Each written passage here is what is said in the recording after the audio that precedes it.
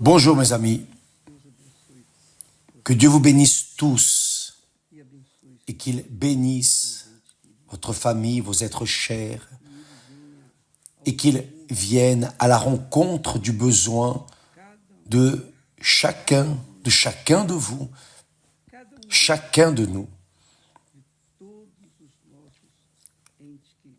de tous nos êtres chers, notre famille. Et pourquoi ne pas dire les voisins également, pour que tous soient bénis, n'est-ce pas? Que Dieu vous bénisse tous et qu'il bénisse vraiment. Je ne dis pas juste comme ça, Dieu vous bénit, comme de la mousse, comme on a l'habitude de dire. Non, je demande, je prie, je supplie Dieu qu'il vienne bénir tous. Vous savez pourquoi? Vous savez pourquoi je parle ainsi? Parce que j'ai un intérêt, j'ai un grand intérêt, un intérêt énorme à ce que, une fois que vous soyez une personne bénie, vous veniez à sanctifier le nom de notre Père éternel. Car lorsque nous sommes bénis, nous nous réjouissons, n'est-ce pas? Et Dieu est sanctifié à travers chacun de nous. Les autres personnes voient qu'il y a quelqu'un de grandiose en nous. Donc, nous sommes en train de témoigner le Seigneur Jésus-Christ. Donc, c'est mon intérêt que vous soyez bénis. Maintenant, nous ne pouvons pas oublier que beaucoup de personnes, je dirais que beaucoup de personnes, y compris moi, je parle pour vous, je parle pour moi aussi, parfois, face aux situations difficiles, les moments compliqués de la vie, que vous devez affronter des situations désagréables, nous tendons à murmurer, à nous plaindre, à nous lamenter, oui ou non? Très bien. C'est là où est une grande erreur de notre part. Pourquoi? Parce que lorsque les choses vont bien, nous rendons grâce à Dieu. Mais quand les choses vont mal, c'est difficile d'arriver, de dire « Oh mon Dieu, je te rends grâce pour ce mal de ventre ». C'est un peu compliqué, oui ou non? Sincèrement, c'est difficile. Cependant, ce doit être notre attitude devant et n'importe quelle situation. Que cela soit dans le bon moment ou dans le mauvais moment, peu importe. Dieu est Dieu et il doit être sanctifié, son nom doit être sanctifié dans notre vie. Et là, oui, il est glorifié. Parce que, imaginez-vous, à quoi bon devant l'autel dire « Oh Seigneur, je t'aime, je te loue et te remercie, Alléluia, Alléluia » et chanter, et louer, et enfin exprimer la satisfaction, la joie, cette certitude que vous êtes devant le Très-Haut, si, quand viennent les mauvais moments, nous commençons à nous plaindre. Mais pourquoi ceci? Et nous commençons à dire, mais Seigneur, pourquoi ceci, cela? Et nous commençons à nous lamenter, à murmurer et à pleurnicher dans les couloirs et même nous lamenter auprès de personnes incrédules. Ça, c'est la réalité. Parce que lorsque vous parlez à une personne qui est dans la foi, cette personne va vous aider. Non, mais cela va passer. Cela est un nuage passager. Mais cette personne incrédule va dire, mais où est ta foi? Où est ton Dieu? Tu n'es pas fidèle à Dieu. Et maintenant, il ne fait rien pour toi, n'est-ce pas? Et la chose la plus compliquée, je pense que c'est très compliqué quand il y a des enfants, évidemment, comprend très bien ce que je vais dire. Donc, si vous avez des enfants et que vos enfants commencent à se lamenter, à se plaindre, à faire la tête, enfin, à murmurer, comment vous sentez-vous?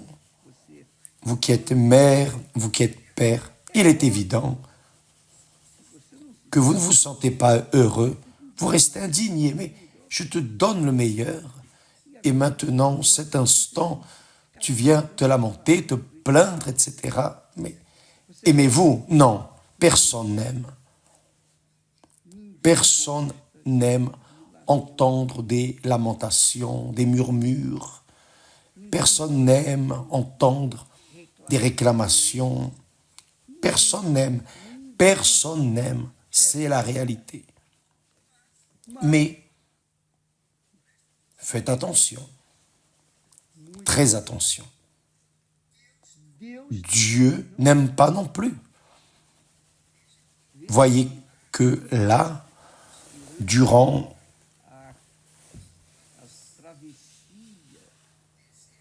les traversées du désert, son peuple, le peuple d'Israël, Moïse, a eu de grandes difficultés. Parce que les enfants d'Israël, malgré le fait d'être sortis de l'esclavage des Égyptiens, dans l'esclavage, ils n'avaient le droit à rien, absolument rien, que du travail, du travail, du travail. Ils n'avaient le droit à rien. Dieu les a enlevés de cet esclavage. Mais pour sortir de l'esclavage et arriver à la terre promise, il fallait passer par le désert. Il fallait être éprouvé, n'est-ce pas? Et Dieu était avec eux. Même ainsi, ils se sont lamentés, ils se sont plaints. Nous sommes dans ce désert, il n'y a pas d'eau, il n'y a rien à manger. Et beaucoup sont arrivés au point de dire « Ah, comme les oignons d'Égypte nous manquent. Ah, quelle nostalgie de ce que nous mangions. C'était une vie d'esclave, mais au moins, nous avions ceci, nous avions cela, nous avions du pain. » Ils se lamentaient et Dieu s'est fatigué d'eux. Dieu s'est fatigué parce qu'il n'aime pas entendre des lamentations, des murmures, des réclamations. Pourquoi? Faites attention. À quoi bon à la personne arriver à l'église, oh, alléluia, grâce à Dieu, etc., et danser et chanter, enfin. Et à l'extérieur, commencer à se lamenter, c'est-à-dire que la personne n'est véritablement chrétienne que lorsqu'elle est à l'intérieur de l'église. Quand elle est dehors, elle est comme n'importe quelle autre personne quelconque. Elle a deux attitudes différentes. Donc, cela plaît à Dieu. C'est pour cela que l'apôtre Jean, dirigé par le Saint-Esprit, c'est-à-dire le Saint-Esprit nous parlant, nous enseignant en tout, rendez grâce en toutes choses. Faites attention. Job est un exemple clair, classique du pourquoi Dieu se sent triste lorsque nous réclamons. Par exemple, Job était un homme intègre, droit, qui craignait Dieu, qui se détournait du mal. Il était, disons, un homme parfait aux yeux de Dieu. Donc le diable est arrivé à la présence de Dieu Et Dieu lui a demandé, d'où viens-tu? Oh, je viens de me promener sur la terre, ce que le diable fait. Et là, Dieu a dit, as-tu remarqué mon serviteur Job? C'est un homme intègre et droit, craignant Dieu et se détournant du mal. Un homme intègre. Sur toute la terre, il n'y a personne comme lui. Et Satan dit, ah, il t'est fidèle parce que tu bénis sa vie, sa famille. Il est l'homme le plus riche d'Orient. Il est une personne qui a tout. Et Dieu lui a dit, d'accord, tu peux toucher sa vie. Ne lui enlève pas la vie. Ça, je ne le permets pas. Donc, le diable a eu le droit d'arriver et de faire de la vie de Job une disgrâce. Et Job est resté... Job a perdu les 10 enfants qu'il avait le même jour. Il a tout perdu. Il a tout perdu. Il est resté à 0. Très bien. Même ainsi, Job ne s'est pas lamenté. Job n'a pas réclamé. Il n'a pas murmuré contre Dieu. Il a tout simplement dit, l'Éternel m'a donné, l'Éternel a repris. Il a imputé ses pertes à Dieu, mais il ne savait pas. Il ne savait pas que c'était le diable. Et le diable est revenu dans la présence de Dieu. Et Dieu lui a dit, d'où viens-tu? De parcourir la terre. Alors, as-tu remarqué mon serviteur Job? Vois qu'il est un homme intègre et droit, craignant Dieu et se détournant du mal, même si tu m'excites contre lui. Il ne s'est pas trompé, il n'a pas péché. Et le diable a répondu, ah, d'accord. Peau pour peau, tout ce que possède un homme, il le donne pour sa vie. Le diable sait cela, que l'homme donne tout pour rester un peu plus sur terre, tout. Il va à l'extrême, aux limites. Et Dieu a permis que Satan étende sa main sur le corps de Job sans lui enlever la vie. Et Job est resté malade de la tête aux pieds. On croit, on imagine que c'était la lèpre. Et Job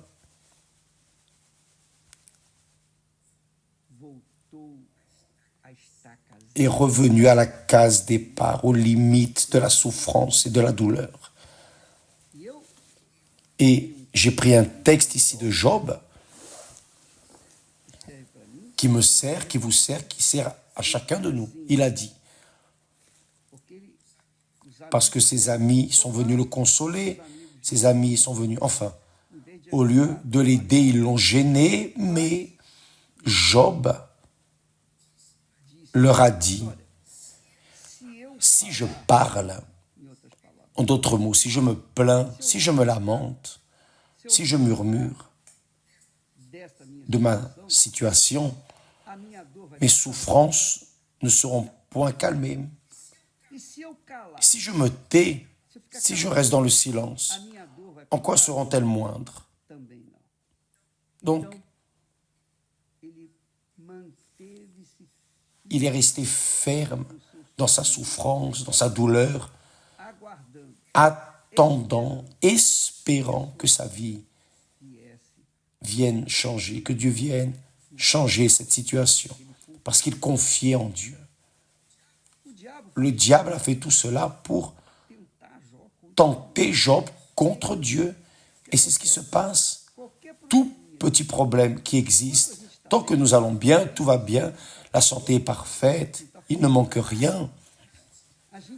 Nous avons des raisons matérielles, physiques, et même spirituel de dire grâce à Dieu. Mais quand les choses se resserrent, quand la situation nous presse, nous commençons normalement, nous commençons à dire, oh mais attends, ce n'est pas juste.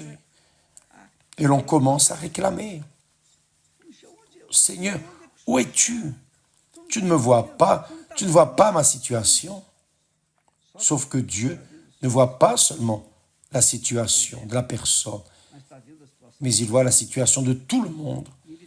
Et il cherche des personnes qui, d'une manière sincère et honnête, viennent le reconnaître Dieu et Père au-dessus de toutes les choses, indépendamment des situations, des circonstances, des difficultés, que cela soit dans la douleur, dans la richesse, dans la misère, où que ce soit, la personne reconnaît, il est le Seigneur, il est au-dessus de toutes choses, et il a permis cela dans un objectif plus grand.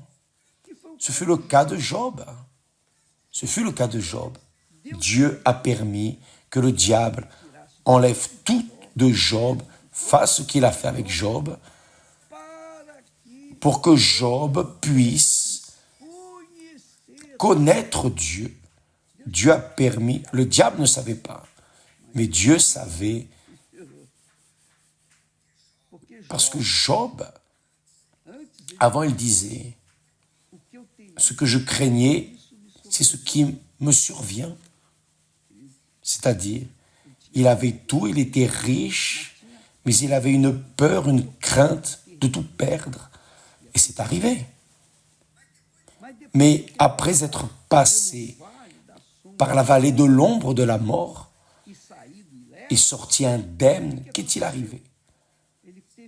Il a eu la connaissance de Dieu, il a eu une expérience avec Dieu. Et là, il a dit, je t'adorais, je te servais sans te connaître. Je te craignais sans te connaître. Mais maintenant, mes yeux te voient.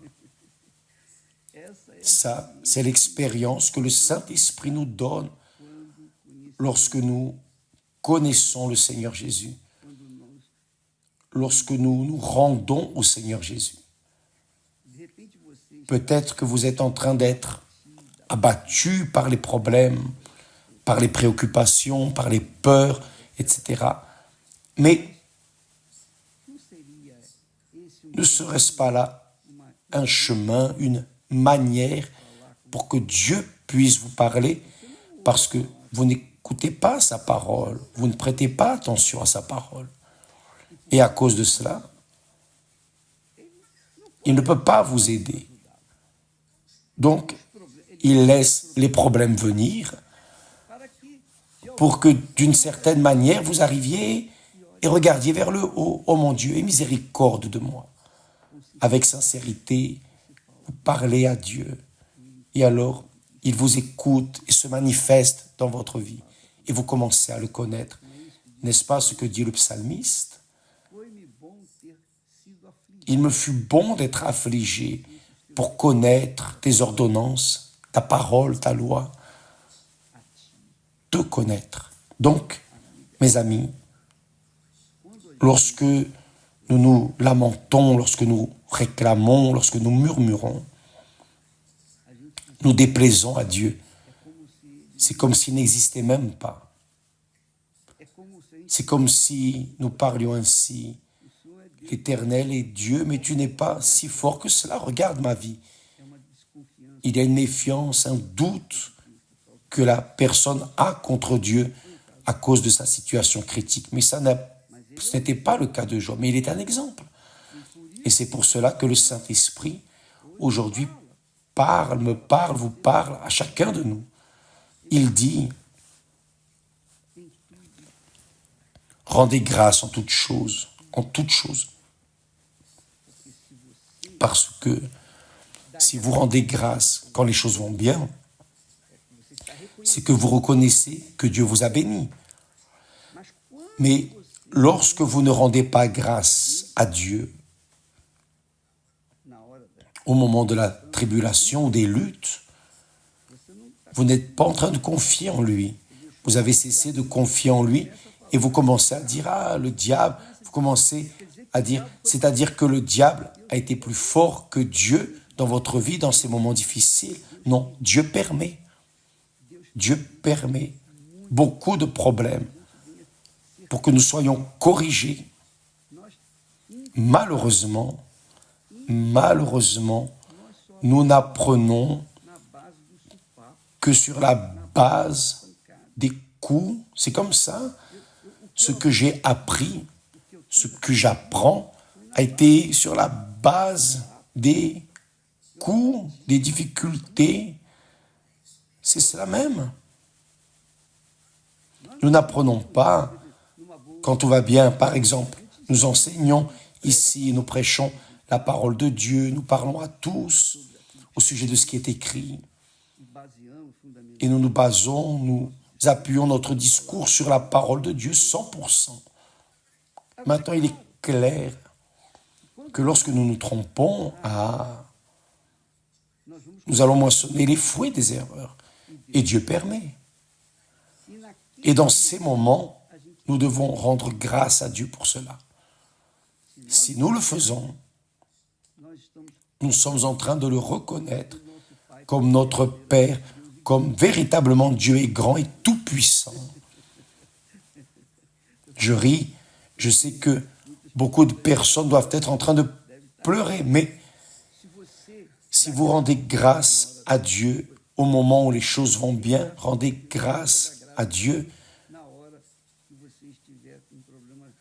Rendez grâce aussi à Dieu dans les moments difficiles, dans les problèmes graves. Vous savez pourquoi? Je vais vous dire une chose, vous avez mal au ventre, vous avez mal à la tête. Alors, ce mal de tête, vous prenez un médicament et au moment, le mal de tête s'arrête. Mais que se passe-t-il? Si vous mangez de nouveau ce qui vous a fait mal, ce qui a fait mal à la tête, vous aurez de nouveau mal à la tête. N'est-ce pas vrai?